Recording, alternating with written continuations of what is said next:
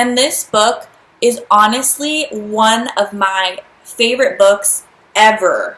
Out of all the books I've read and reread, this is one of the top. And the reason is because Mark just writes so candidly. He is so completely open and honest about the hardships him and his family have gone through.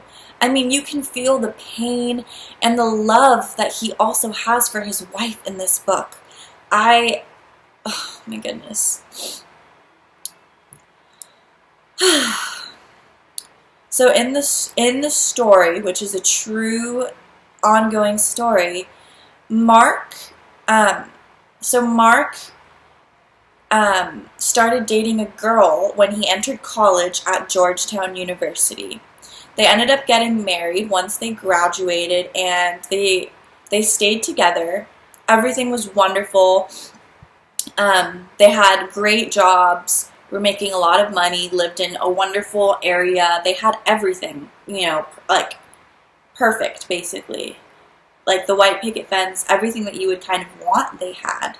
Until one day, his wife had an episode where she was just extremely, extremely anxious, and she was calling her husband on the phone from work over and over again because she had spent over 5 hours simply writing one email, and she felt that it still was not good enough to send. And so she was really having this panic attack at work.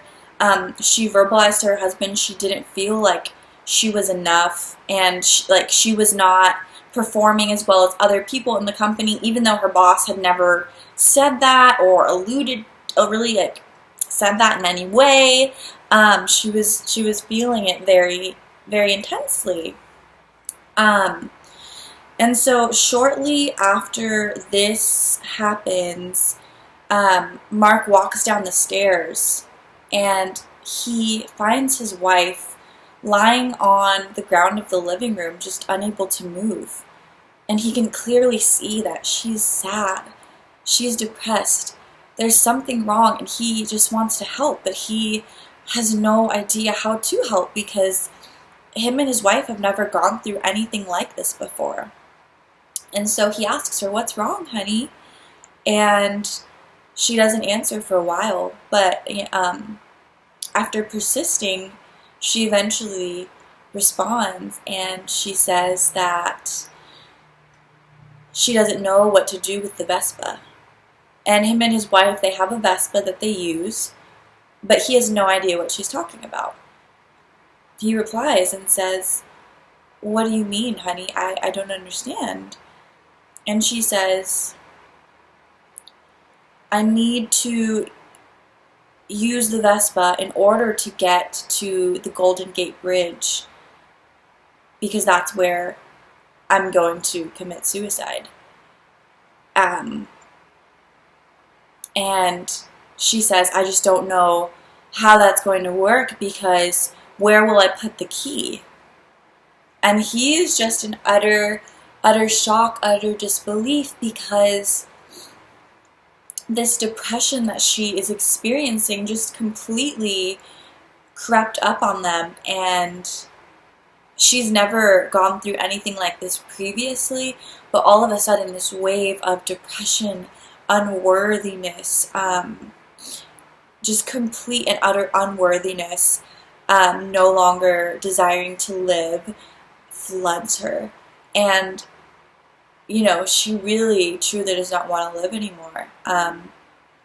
And so I don't want to give away too many details of the book, but it is one of my favorite books that has ever been made because there's just so much honesty in the book. It's so truthful. And I can't say it's like the happiest story I've ever read. I definitely cried a lot while reading it, and also because I could relate to the wife's experience of depression in many ways. And just like having panic attacks, feeling like no one loves her, feelings of worthlessness, just I could relate to those experiences, so it really hit home for me. But to just see how much her husband truly, truly loves and adores her and is by her side even through her illness, is just so beautiful, because that's what marriage is. I know that nowadays people get divorced like crazy, but that's, like, to me, that's just preposterous. When I get married, it's going to be to one person and one person for the rest of my life. There's no going back. So I just, I don't agree with divorce, really. And I love that he kind of shares my similar value of just, when you commit to someone and you're making that serious commitment of marriage, you keep it. It's not something you go back on. It's in sickness and health. It's weathering any storm together. You know, that's your person, and you don't give up on them when they books that I've ever read. And I think that mindset is so amazing because it's such an uplifting book. And it's a book that's based on research. And it really does teach you how to become successful. And it teaches you about the inner workings of the brain. And Carol Dweck, or Dr. Dweck, I should say, is a professor at Stanford University. She's a professor of psychology. She's done over 30 years of research on the brain and looked at famous celebrities, famous athletes, people who have risen to the top of their field, whether it's doctors, attorneys, whatever the field is. They've risen to the top and they've stayed there consistently through the years. They haven't fallen, they haven't just stopped achieving things. They've continued to rise and stay at a good, strong place in their field. And so in her book, she distinguishes what sets those people apart from those that do not rise to the top of their field. And she also distinguishes those very successful people from those with what is called the fixed mindset, of people who rise to the top of their field for a short time and then fall back down, and they just kind of never get back up there again. So if that is at all interesting to you, it is such an amazing book. And yeah, I will read you guys a few quotes from the book just so you can kind of get an idea. I have it on my laptop right here. I love buying books on iTunes because literally that allows me to keep the book on my laptop forever, which is perfect because I love to reread books. It's just addicting. So yeah. Okay. Mindset. Let's grab a quote that's maybe a little bit later in the chapter.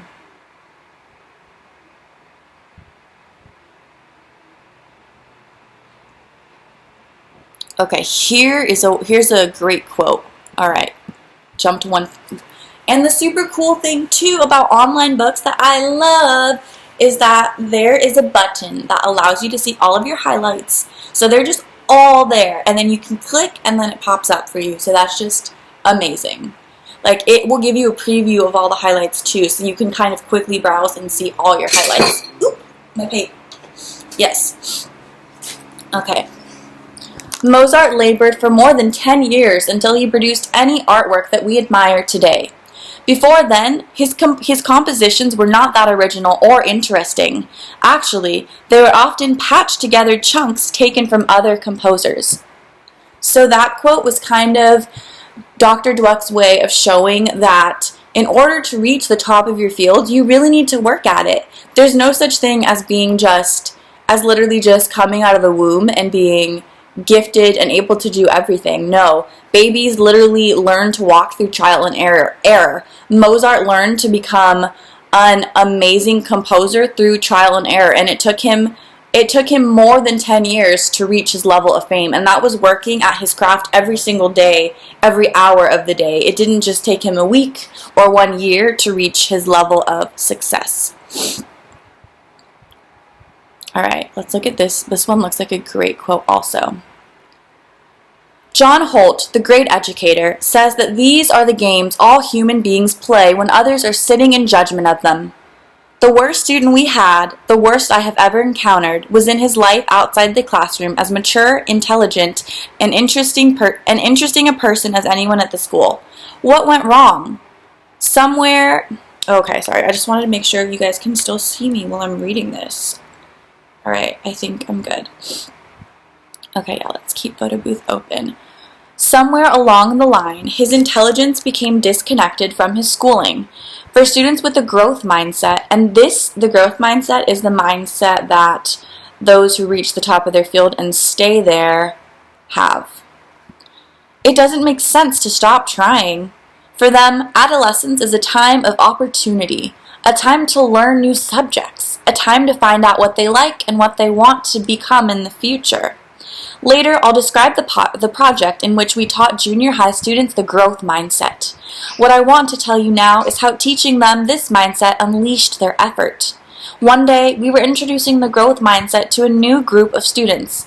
All at once, Jimmy, the most hardcore, turned-off, low-effort kid in the group, looked up with tears in his eyes and said, "You mean I don't have to be dumb?" From that day on, he worked. He started staying up late to do his homework, which he never used to bother with at all. He started handing in assignments early so he could get feedback and revise them. He now believed that working hard was not something that made you vulnerable, but something that made you smarter. I know that sounds so simple, guys, but honestly, reading this book has been so significant for me, and I really do feel like my grades have gone up, and I've read a lot more books. I've made and achieved more goals for myself since reading this book as well. I've worked on more artwork. I've just, like my mental health has improved because I put in a lot more effort into helping myself as well. Yes, so let's grab maybe one more. Okay, literally, this is so amazing. I literally need to find out. I mean, I wonder if I can put a picture of this in my, I wonder. Okay, but here we go. Let's see.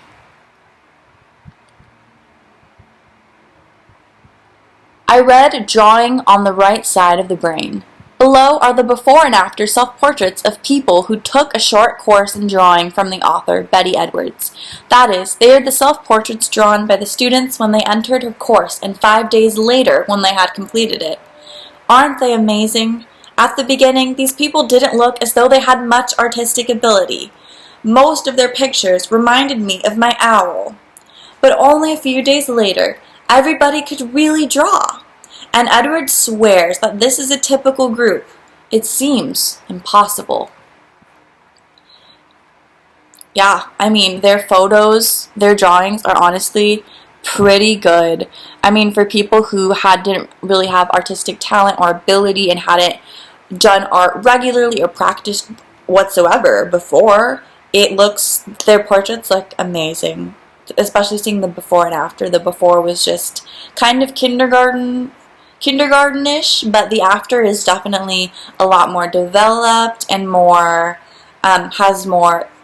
the faces have more depth and they look more realistic. So that's awesome to see.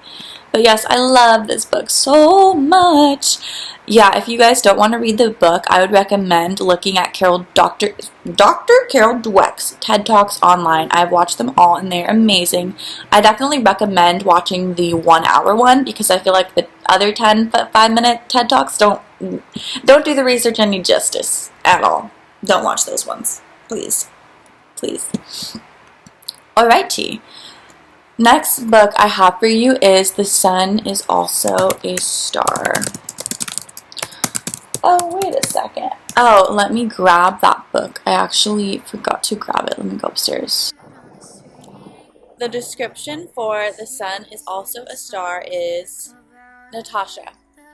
I'm a girl who believes in science and facts, not fate, not destiny, or dreams that will never come true. I'm definitely not the kind of girl who meets a cute boy on a crowded New York City street and falls in love with him.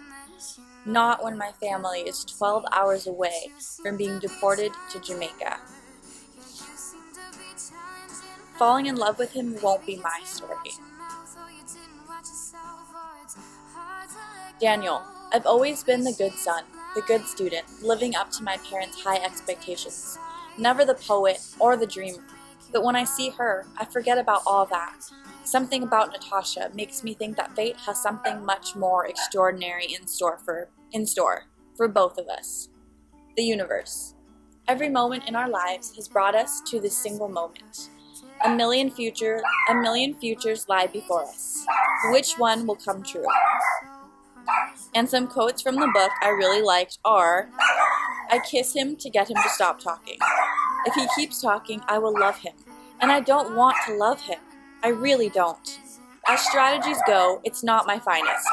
Kissing is just another way of talking, except without the words.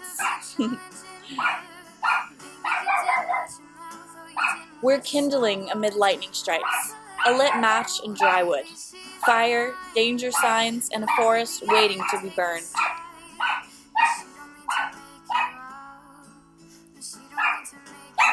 When they say the heart wants what it wants, they're talking about the poetic heart, the heart of love songs and soliloquies, the one that can break as if it were just formed glass.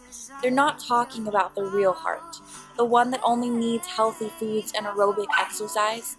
But the poetic heart is not to be trusted. It is fickle and will lead you astray. It will tell you that all you need is love and dreams. It will say nothing about food and water and shelter and money. It will tell you that this person, the one in front of you, the one who caught your eye for whatever reason, is the one. And he is, and she is, the one, for right now, until his heart or her heart decides on someone else or something else.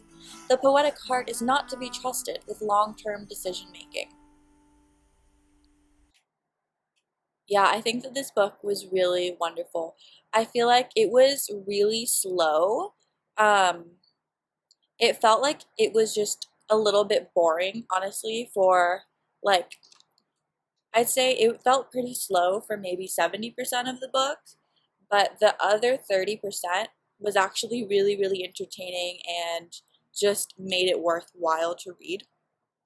I'm pretty sure it's only 300 something pages, maybe like a little bit less than 400, so it's pretty short, so I feel like it's worth it to just read, and especially if you love romance stories, I definitely recommend this book. The Sun is Also a Star. Now the next book I have on my list to review for you guys is, okay, what was the other? It's another Nicola Yoon. Okay, Everything, Everything is the other book I wanted to review. Everything, Everything.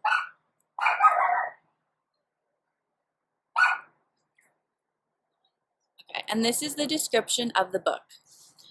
My disease is as rare as it is famous. It's a form of severe combined immunodeficiency, but basically, I'm allergic to the world. I don't leave my house, have not left my house in 15 years.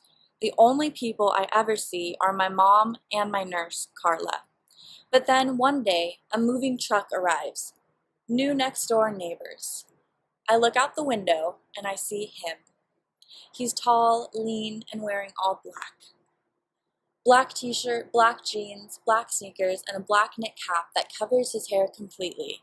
He catches me looking and stares at me. I stare right back. His name is Ollie. I want to learn everything about him, and I do. I learn that he is funny and fierce. I learn that his eyes are Atlantic Ocean blue, and that his vice is stealing silverware. I learn that when I talk to him, my whole world opens up, and I feel myself starting to change, starting to want things, to want out of my bubble, to want everything, everything the world has to offer.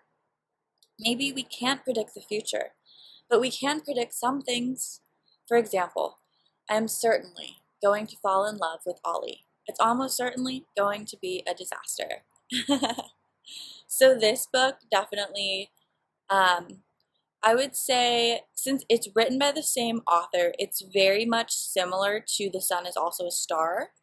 I did feel it was a bit slow for, I think, about maybe 60-70% of the book as well, but the remaining 30% were very enthralling. So it was, I think, only 300 something pages, so pretty easy read. I feel like it's worth it to read. And if you're one of those people who likes to read a book and then watch the movie, both books do have movies to go with them, although the books, at least I have seen The Sun is Also a Star. I have not seen Everything, Everything, but I was kind of disappointed with The Sun is Also a Star. I mean, the book was just so much better. But then again, I feel like that's kind of expected because usually the books are way better than the movie because they are just so much more detailed, which is really, really nice. And I feel like you learn more because you get to really enjoy it from the author's style and their perspective more so than the film kind of allows. So that's just my POV. Yeah. Okay,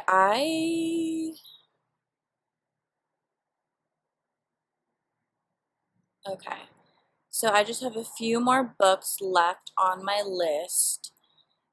Okay, so my highlights are gone, but honestly, this is one of, again, like, okay, I don't know if I want to say one of the best books I've ever read, but just a really, really, really amazing book. So amazing that I literally finished it in one day, so I definitely recommend. And again, it was an easy read, like 300 something pages, so not too crazy at all. So the synopsis is, when a country music star returns to his small town, he realizes all that he's left behind. Country music star Bradley Sutton is all set to marry his Hollywood actress girlfriend. There's just one thing.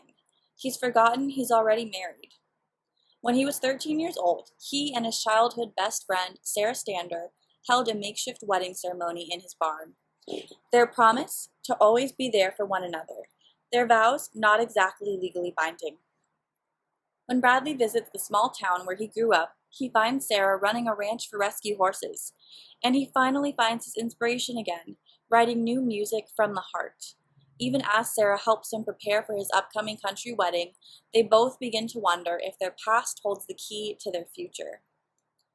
Honestly, such an amazing book, and it literally, in the book, they talk about cowboy steak sandwiches, and literally, this book is published by Hallmark, and it has the recipe for cowboy steak sandwiches in the book also, which is super cool. So if you're into cooking or you're a foodie, that's a bonus, definitely. And all of the Hallmark books that I've read are like that, where they include a recipe for like lemon pie or just something that's mentioned in the book, which is so cool. I love that.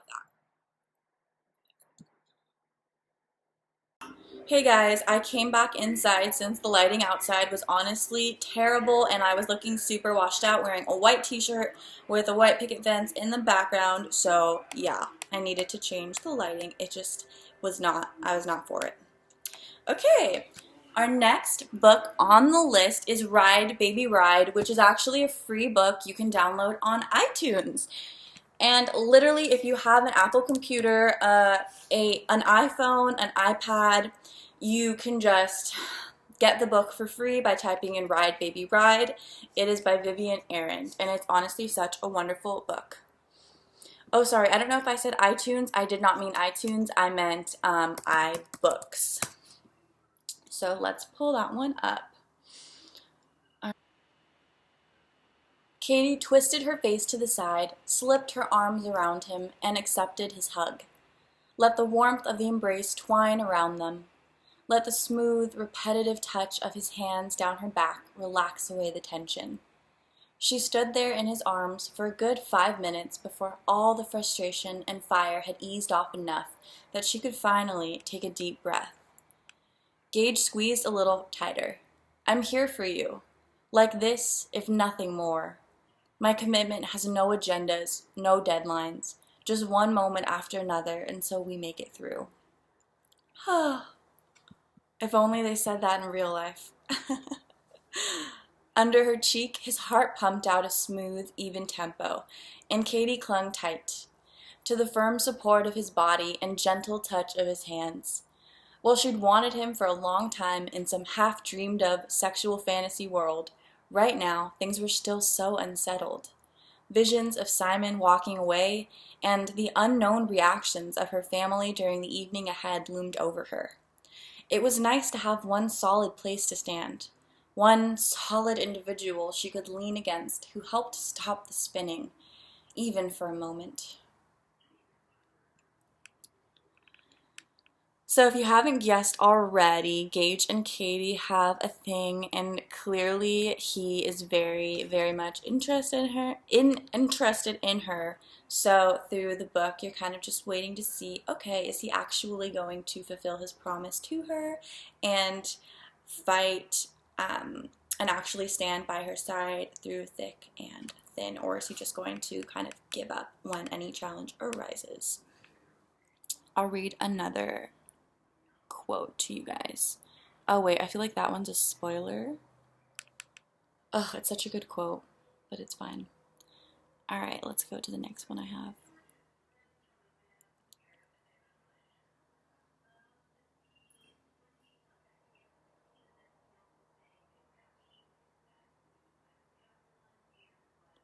They hung there for a moment, nearly close enough to touch. One small rock was all it would take to have their lips meet.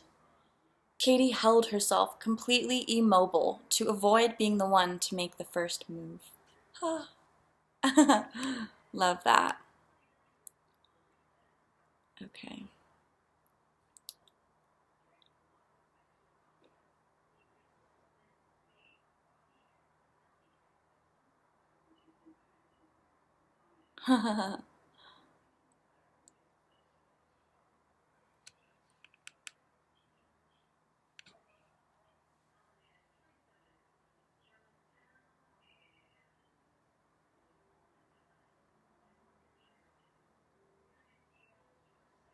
Katie hesitated.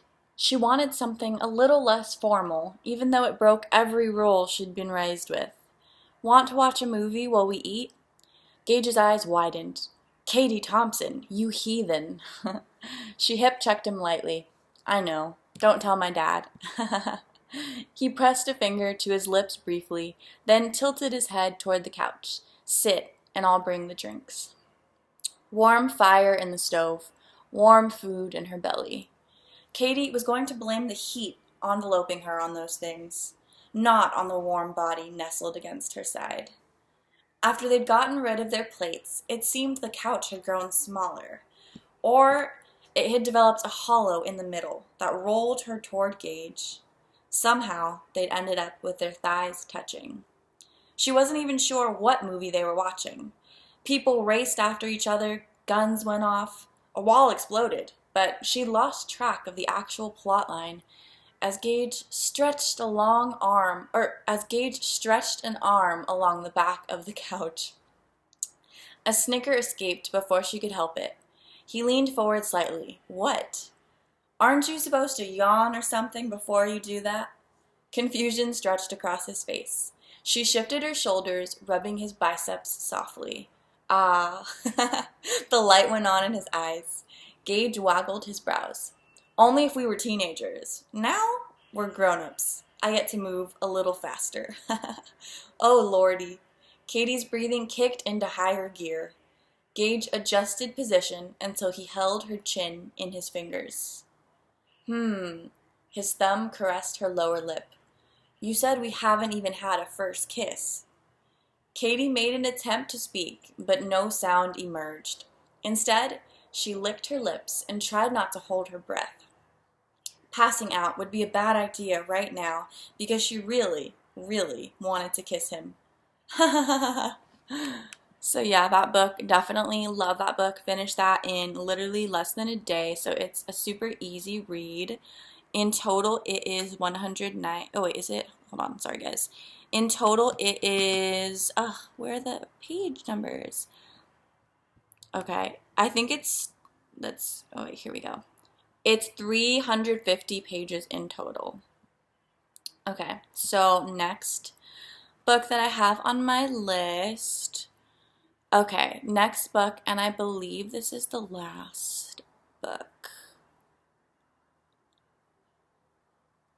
Yeah, the next book I have on the last book, sorry guys, the last book that I have for you guys is My Lovely Bride for the Taking, which also is a free book on iBooks. So you can download that for free, which is literally amazing. Oh, sorry, His Bride for the Taking by Tessa Dare. Not My Lovely Wife for the Taking, whoopsie. And yeah, let me just read you guys some quotes that I really liked. Okay. He supposed he could see why a weaker man might find her intimidating. She'd always been more clever than Sebastian and Henry put together. She was strong and self-reliant, because losing her mother at a young age had given her no other choice. And she was passionate. If she believed in something, she would argue her case with everything she had and never back down. She believed that women should have the vote, that prisoners should have better rations, that war widows should have pensions, and that sons of violent drunkards should never spend Christmas alone. Any man who'd let her go was a bloody fool.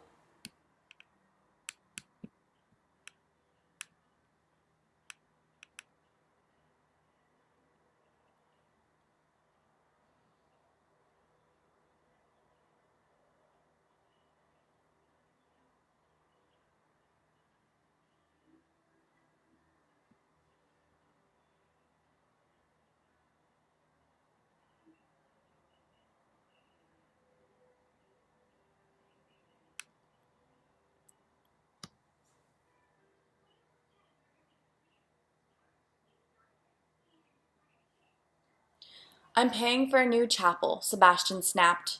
You can wait until my bride and I are finished speaking. Mary found his gruff protectiveness oddly endearing, especially since it came under the imminent threat of damnation. I'm making a choice, Sebastian. That's all I meant to say.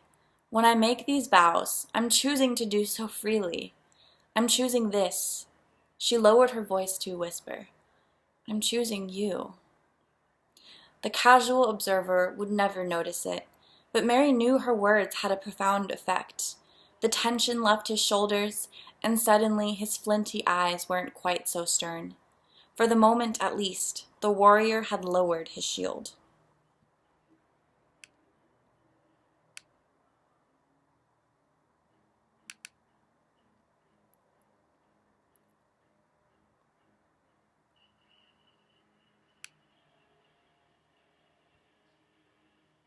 Okay.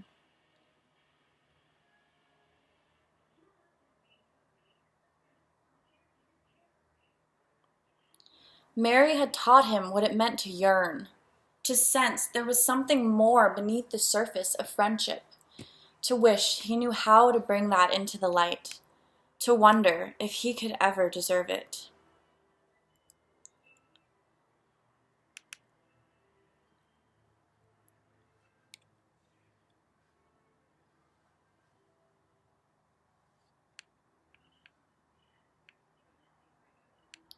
Playing cards with you is like trying to hold back the tide. There's no way to win. Fair enough, she said. No cards. Which brings us back to bed. He stared into the silence. Sebastian, even though I wasn't expecting to wed you, I've always found you attractive. In fact, she'd never grasped the strength of that attraction until she realized how her feelings towards Giles paled in comparison. Giles didn't make her hot all over with just a simple glance. He didn't even make her lukewarm. She hesitated. Of course, I don't expect you to say you feel similarly about me. He caught her chin and tilted her gaze to his. You, he said darkly, make me ache with wanting. Oh, sweet heavens. She'd known he'd say something kind. He'd compliment her eyes, maybe, or possibly her complexion. Call her pretty, perhaps. But his intense confession of desire had caught her entirely unawares. She'd gone fishing for a few small compliments, and somehow she'd harpooned a whale. Ha ha ha. He took her by the arms. I know you enjoy arguing, but this is one matter where I will not be moved. We had a rushed wedding, but we're not going to rush this. I've too much pride to make it a hurried, joyless affair. I'm going to learn every inch of your body, and you're going to learn every inch of mine.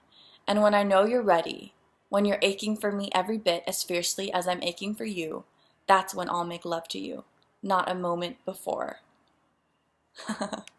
So this book, the first few, I'd say like the first maybe 10, 20 pages, I was reading it, I wasn't sure if I would exactly like it because of just the era that it takes place in is like the 1800s, and I'm not super into books that are like that, sort of a Jane Eyre type of feel. I'm actually not a fan of, but I found the book to just be really funny, just like witty sense of humor, well written, and yeah, just very entertaining. And despite what you may have heard right now, actually it is like a very wholesome, family oriented story. But there definitely are kind of steamy moments like that, which I think just makes the book entertaining and realistic. This book, again, is free, so I definitely recommend downloading it. Literally download it now because books are so much fun to read and I really want you guys to enjoy them. So yeah, I hope this video was helpful, and if any of you do decide to read these books or you have any recommendations for me, please do feel free to give me those recommendations because I love reading. So yeah, thank you guys so much for watching, and I hope that you have a wonderful rest of your night. Oh, and please subscribe also if you haven't already, and hit the like button if you enjoyed my video. Thank you guys.